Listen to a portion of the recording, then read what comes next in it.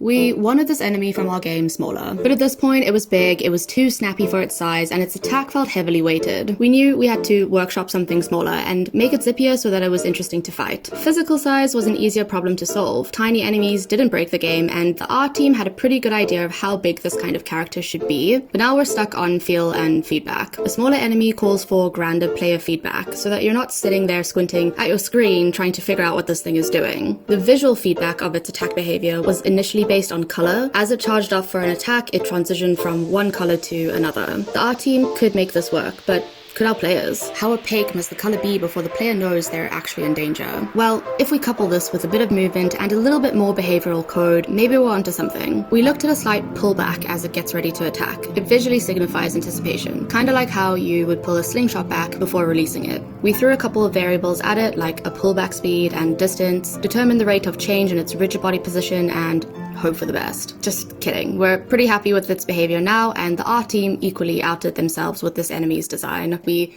don't have a name for this enemy, so if you have any suggestions, we would love to hear your thoughts.